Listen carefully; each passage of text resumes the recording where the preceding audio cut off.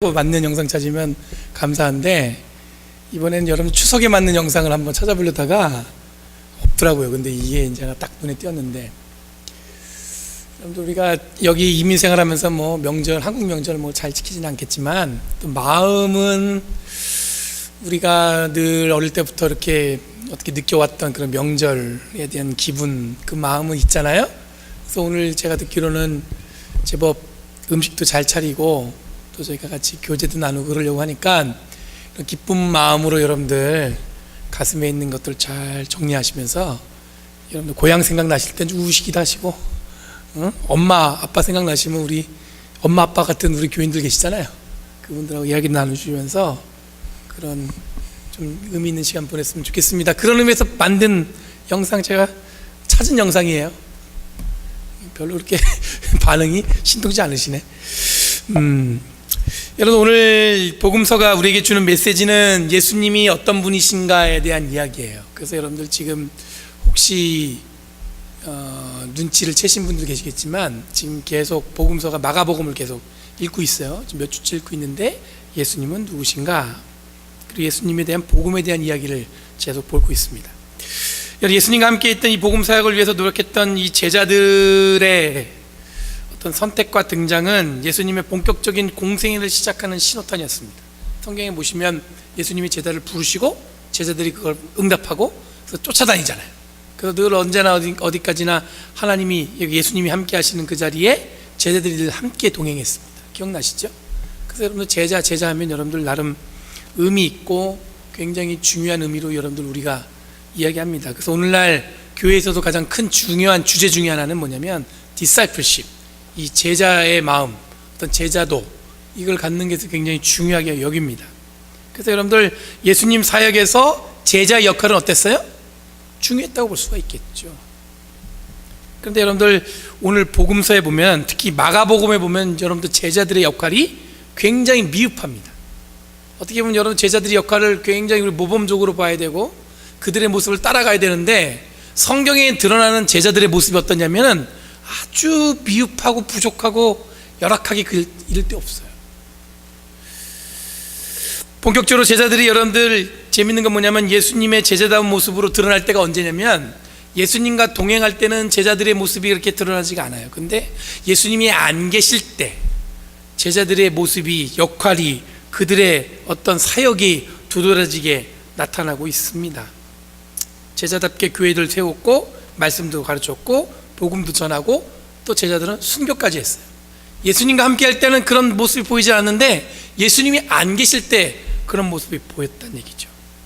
여러분, 초대교회의 제자들의 무게는 상당했을 것입니다. 여러분, 사람의 어떤 능력, 또 제자 하면, 12제자 하면 여러분들 초대교회 때 굉장히 그들의 위치나 역할은 크지 않았겠어요?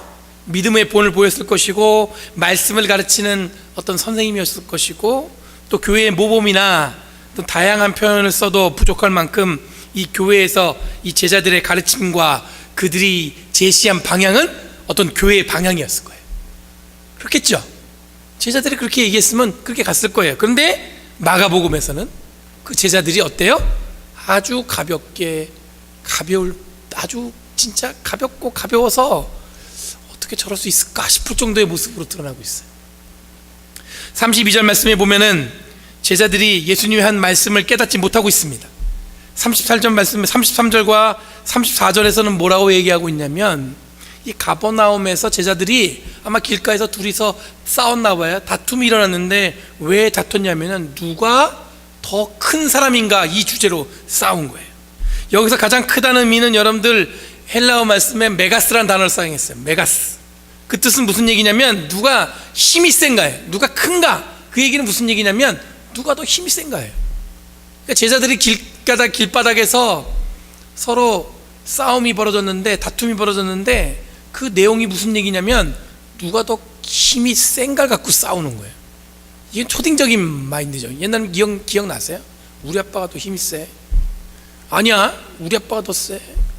우리 아빠는 뭐가 있어? 이러면서 싸우는 거 똑같은 거예요. 그런 어린아이 같은 모습으로 지금 그렇게 길에서 싸웠다는 얘기죠.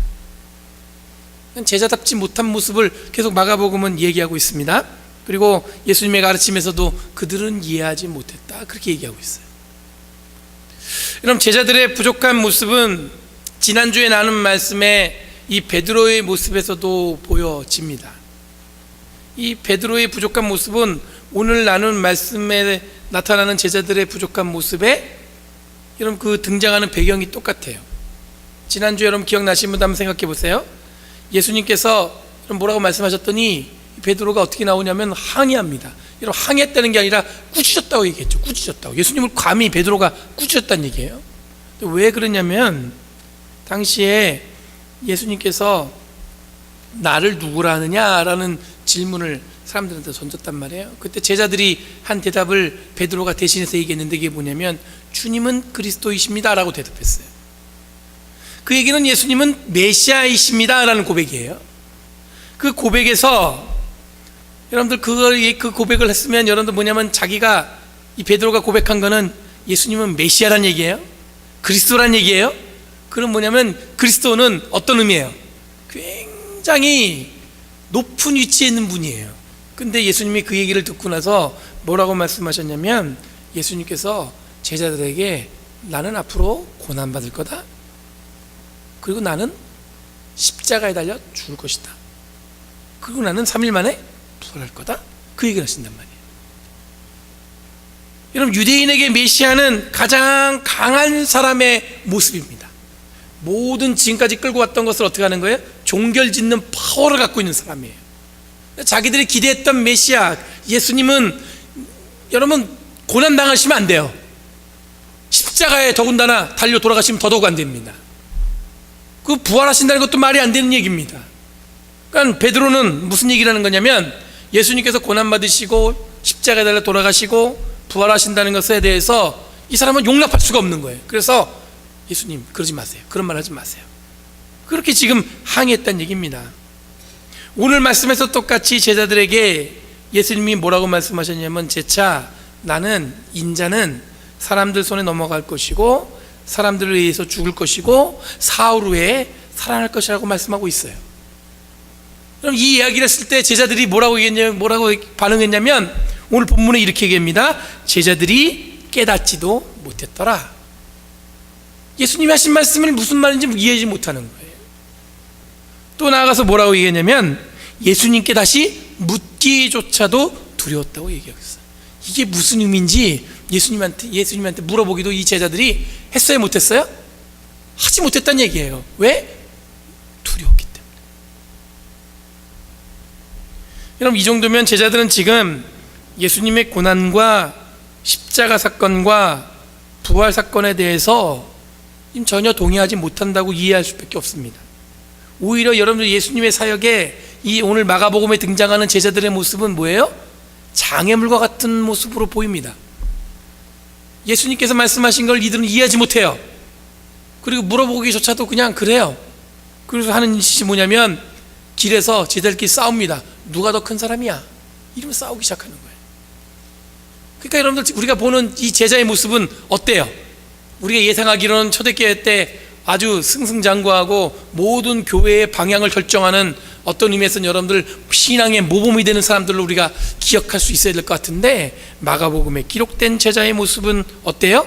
굉장히 부족하고 굉장히 열악하고 어쩌면 예수님께서 말씀하시는 것마다 이해하지 못하는, 가까이 있으면서도 뭐예요? 이해하지 못하는 그런 부족한 모습으로 보여지고 있어요. 여러분, 마가복음은 주 70년경에 쓰여진 책입니다. 그러니까 여러분들 예수님께서 태어나신 다음에 70년, 예수님께서 부활하시고 승천하신 후에 거의 40년이 지나서 쓰여진 책이라고 볼 수 돼요. 예루살렘 성전이 그때는 여러분들 완전히 붕괴되었습니다. 역사적으로 당시에 여러분들 그 유대인들이 더 이상 여러분들 로마의 이 식민지 지배에 대해서 더 이상 견딜 수가 없었어요. 그리고 더 이상 그들이 삶에 있어서 로마의 간섭을 용납할 수 없었습니다. 그래서 그들이 전쟁을 일으켰죠. 반란을 일으켰습니다. 그래서 로마는 철저하게 여러분들 그 이스라엘을 갖다가 완전히 짓밟아 버려요. 그래서 그들이 가장 소중하게 여겼던 성전을 어떻게 해요? 완전히 부셔버립니다. 그 당시에 여러분들 로마의 박해가 가장 극심했던 순간이었습니다. 어느 정도 여러분 파괴를 했냐면 당시에 여러분들 이 사람들이 전쟁을 하다가 몰려갖고 여러분들 마사다라는 그 고지에 요새 사람들이 갇혔습니다. 그 마사다의 사람들이 다 이 유대인들이 반란을 일으키다가 그 위에 몰린 거예요.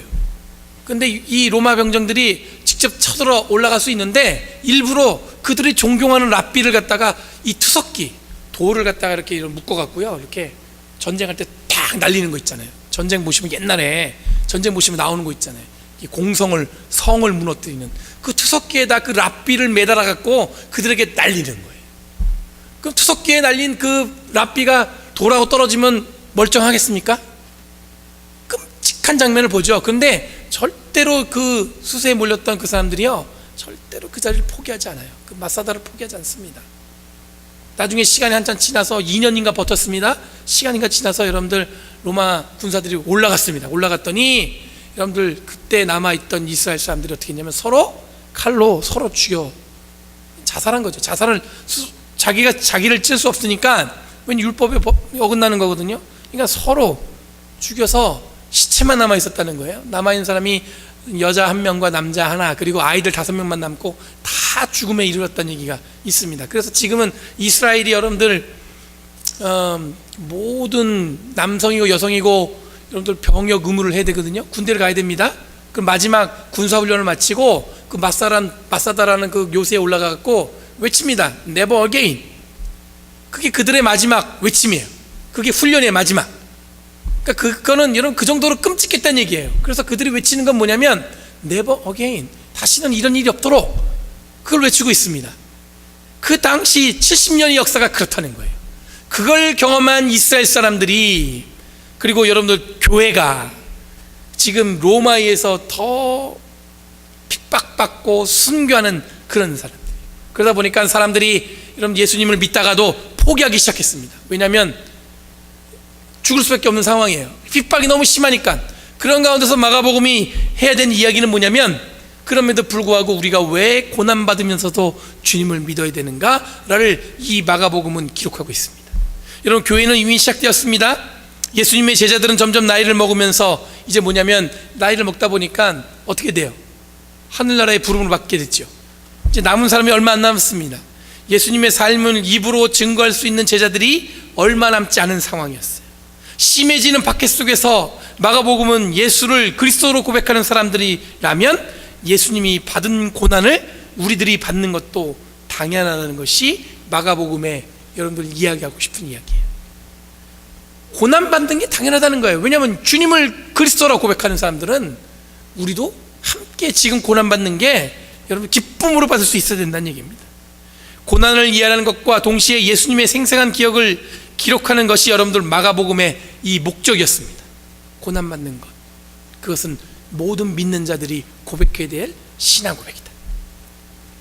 그런데 마가복음의 제자들은 영웅이나 모범적 그리스도인으로 그려지지 않습니다. 어쩌면 일부러 제자들을 무시하는 듯한 인상을 줍니다. 잘 못해요. 깨달음도 잘 이해하지 못하고, 예수님 말씀하시면 그걸 잘 이해되는데 그 사람들이 이해하지 못합니다. 그리고 또 어떻게 하냐면 베드로처럼 감히 예수님을 꾸짖기도 하고 막 그렇게 나옵니다. 그랬더니 예수님이 그러잖아요. 베드로한테 사탄아 물러가라. 그럼 제자인데 예수님한테 어떤 꾸짖음을 받냐면 사탄아 물러가라. 그럼 당시 교회는 박해로 인해 모든 기본적인 신앙과 믿음에 대한 의심이 일어나기 시작했습니다. 실제로 함께 신앙생활하는 자들이 박해를 피해서 유대교로 다시 돌아가는 경우도 있었고, 언젠가는 죽을지 모른다는 두려움 때문에 그 안에 두려움이 교회 안에 가득했습니다. 이런 상황에서 이 복음서는 민감한 주제를 던집니다. 예수님이 그리스도이신데 왜 고난을 받으셨는가? 그리고 십자가의 죽으심과 부활하심을 어떻게 설명할 수 있는가? 더 나아가서 정말 예수님께서 다시 우리에게 오실 것인가? 이 주제는 교회의 지속적으로 제기됐던 질문 중에 하나였습니다. 마가복음은 우선 제자들도 처음에 믿지 못했었다는 것에 초점을 두고 있어요. 제자들도 처음에 어떻게 했어요? 믿지 못했다. 예수님께서 고난받으신 것을 제자들도 인정하지 못했다. 믿지 못했다. 예수님께서 십자가에 달려 돌아가신 것을 그들도 처음에는 믿지 못했다. 예수님께서 부활하신 것도 처음에 제자들은 믿지 못했다.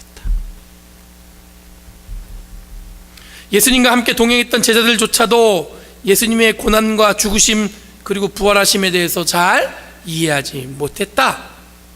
이게 오늘 마가복음이 이야기하고 있는 거예요. 이해하지 못하는 것을 여러분들 시험으로 여기지 말라는 겁니다. 왜냐하면 제자들도 그렇게 쉽게 이해하지 못했다. 여기에 이름 없는 이방인들의 등장은 예수님의 복음이 유대인을 넘어서 이방인들까지 영향을 미치고 있다는 얘기를 합니다. 근데 되게 재밌는 건 뭐냐면 마가복음은 지난주에도 말씀드렸듯이 여러분들 제자들은 잘 못하는데 이방 사람들은 믿음이 아주 크게 나와요. 아주 큰 믿음을 보여줍니다. 하지만 예수님이 오시는 것, 예수님을 만나는 것, 그리고 예수님이 말씀하시면 다 난다는 그런 마음, 믿음을 갖고 예수님 앞에 나오는 사람들인데 그 사람들의 이름이 하나도 기록되어 있지 않습니다. 이름 없는 자들, 이름 없는 이방인들이에요. 그리고 그들은 서슴없이 예수님의 고난에 동참하는 것에 주저하지 않고 주님 앞에 나왔습니다. 이런 마가복음의 노력은 우리들이 확인할 수 있는 것이 몇 가지 있습니다. 우선 전통적인 메시아의 개념인 메시아이신 그리스도 예수님이 개념이 다릅니다. 전통적인 개념에서는 아까도 말씀드린 대로 메시아는 여러분들 뭐예요? 고난을 직접 받는다는 것은 상상할 수 없는 거예요. 가장 힘 있는 사람이에요. 가장 아주 슈퍼 파워를 가진 사람이 메시아예요. 그래서 모든 세상의 질서를 어떻게 해요? 다 정리하고 어떻게 돼요? 다 뒤집어 엎을 수 있는 능력을 가진 사람이에요. 근데 여러분들 복음서에서 등장하는, 마가복음에 등장하는 메시아 예수 그리스도는 어떤 분이시냐면 그 고난을 직접 받으신 분입니다. 이 세상에 철저하게 낮고 낮은 모습으로 우리 가운데 오신 예수님이에요. 왕관 쓰고 힘 있는 파워를 가지고 우리에게 오신 분이 아니라 인간의 몸을 입으시고 가장 낮은 모습으로 우리에게 오셔서 우리와 눈높이를 맞춰주신 분이 누구예요? 예수 그리스도라는 얘기예요. 사람들은 힘 있는 자로 오실 줄 알았는데 그게 아니라 우리 옆에 있는 가장 평범하면서도 더 힘없는 자로 우리에게 오셨다는 겁니다. 그분이 바로 예수님이시다. 두 번째로 이 마가복음이 우리에게 준 건 뭐냐면 세상은 힘 있는 자를 기대하지만 하나님은 낮은 자와 연약한 자를 일으켜서 이 세상을 구원하신다는 겁니다. 여러분, 제자들이 누가 큰가 때문에 싸웠습니다. 그 다툼을 일으켰는데 이것은 어떤 사람이 가장 힘이 센가를 묻는 주제입니다. 이에 대해서 예수님이 제자를 불러놓고 얘기합니다. 누구든지 첫째가 되고자 하면 그는 모든 사람의 꼴찌가 되어서 모든 사람을 섬겨야 한다고 말씀하고 있습니다. 세상은 여러분들 1등만 기억합니다. 그리고 가장 힘 있는 자에게 굴복하는 걸 당연하게 여깁니다. 그리고 여러분들 기왕이면 이 땅에 오시는 예수님이라면 힘있게 오셨으면 좋겠다는 게 우리의 기대예요. 그런데 여러분, 그런 제자들 앞에 예수님께서는 어린아이 가운데 하나를 불러다 놓고 앞에 세워놓고 얘기하시길 뭐라고 얘기하냐면 어린아이들 가운데 하나를 하면 나를 영접하는 것이고, 나를 영접한다는 얘기는 뭐예요? 하나님을 영접한다는 거예요.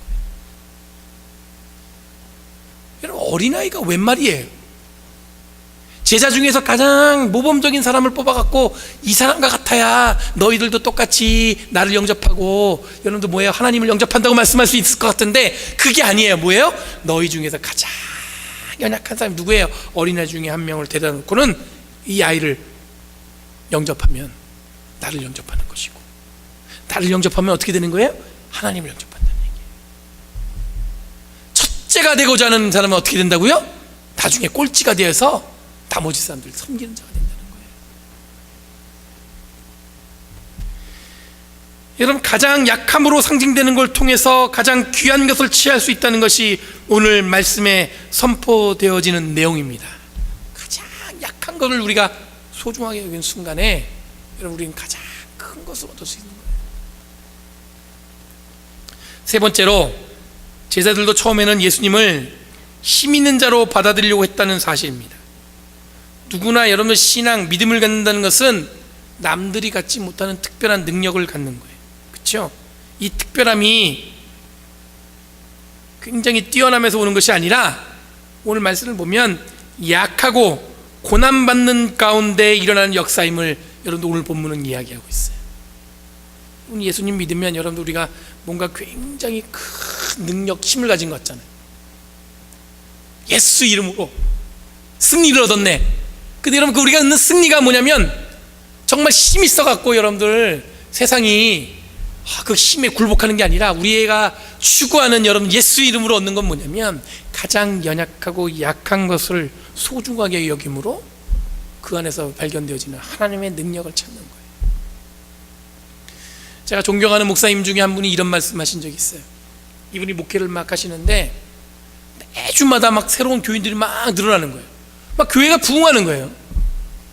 교회가 매주마다 새로운 교인이 오면 얼마나 신나겠어요. 근데 그 목사님이 하신 말씀이 뭐라고 했냐면 내가 지금 뭔가 이 교인들을 잘못 가르치고 있나 봐. 왜요 목사님? 그랬더니 이 목사님이 하신 말이 예수님의 제자가 되는 게 얼마나 십자가를 지는 이 고통스러운 일이고 이 낮은 자가 돼야 되고 이 세상에 이런 빛과 소금 역할을 하려면 어려운 자리에 가서 힘들게 그들을 섬겨야 되는데, 근데 그런 사람들이 늘어난다는 게 나게 볼 땐 내가 이 사람들한테 예수님을 잘못 가르치고 있는 것 같아서 사람들이 몰려오는 것 같아. 제가 그 얘기를 딱 듣는 순간에 가슴에 이 뭔가 돌덩이 같은 게 확 밀려왔어요. 여러분, 교회에 부흥하면 좋죠. 사람들 오면 좋잖아요.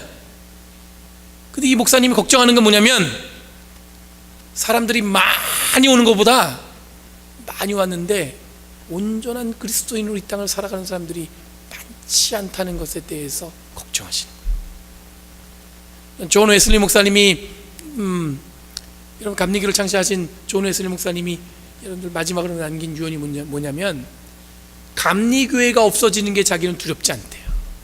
앞으로 뭐가 두렵냐면 능력 없는 그리스도인들이 넘쳐나는 게 자기는 두렵다는 거죠.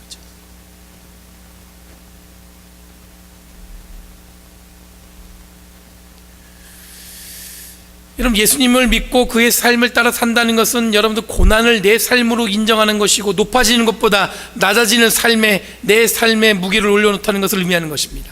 더 힘들고 어려운 것을 향해서 내 삶의 방향을 정하는 것과 같다는 의미입니다. 교회는 이런 사실을 마가복음을 통해서 증거합니다. 특히 오늘 말씀은 하나님을 영접하는 것이 지금 내가 경험하고 있는 가장 약하고 약한 사람들을 위해 헌신할 때 가능하다는 거예요. 여러분, 교회도 많고 그리스도인도 많은데 교회는 위기라고 이야기합니다. 그 위기가 왜 위기냐면 교인들이 점점 교회에 안 온 것 때문에 위기가 아니에요. 뭐냐면 교회도 있고 교인들도 있는데 아까도 말씀드린 대로 여러분들 이 세상에 아무런 영향을 미치지 못하는 기독교인들이 있고 교회가 있다는 것 때문에 그게 위기가 된다는 얘기입니다. 여러분, 우리들이 기대하는 능력, 그 힘은 주님의 이름으로 우리의 삶이 더 커지는 것이 아니라 내가 예수 믿었더니 내가 축복받아서 내 재산이 이렇게 많이 늘어났다는 것을 여러분들 이야기하는 것이 아니라 오히려 여러분들 우리는 뭐냐면 주님을 믿었더니 내 삶이 고난과 희생의 자리에 서슴없이 나아갈 수 있는 능력이 생겼다, 이렇게 말할 때 여러분들 우리가 믿는 자로서의 능력을 갖게 된 거예요. 저 높은 곳을 향해서 가는 게 우리의 목적이 아닌 거예요. 여러분, 이 능력 더불어 온전한 교회를 세워나가는 저와 여러분들이 되기를 간절히 바랍니다. 주님 우리와 함께 하십니다. 그리고 우리에게 말씀하십니다.